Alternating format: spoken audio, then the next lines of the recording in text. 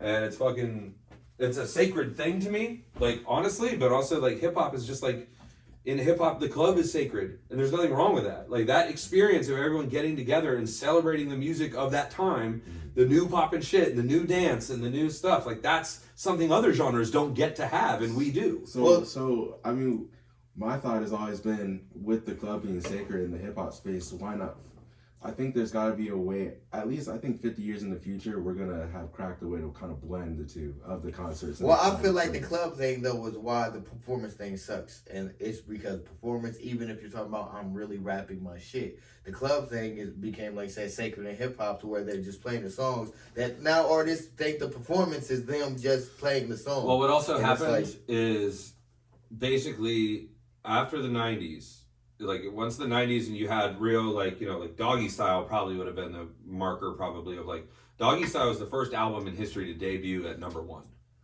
Like no one, not Led Zeppelin, not the fucking Beatles, no one had ever debuted at #1 until Snoop Dogg. And or their first album was fucking debuted at #1. Yeah. And so the value of hip hop music was greater than the value of a hip hop performance. There's a lot more money to be made off the music itself, which could play at every club, and every radio station, and in every MTV home, you know what I mean? Yeah. But it's like, the other thing is when hip hop started, it was similar to rock, to where if you wanted to hear hip hop, you had to go to the club. There wasn't even the records yet. To hear the first DJs that were first making the breaks, you know what I mean? These are the breaks. These are the breaks. But like people used to go to just see, I mean, hip hop started as DJing. Like there's no fucking argument there. And then the MCs were the guys that would travel with the DJs that would just be on the mic because they were busy like scratching. They didn't have any hands, you know? And so, but then it's like over time, once hip hop really broke through on the radio and MTV, it was all over. Because then you could, and then especially, like it was very expensive to be a DJ in the 90s.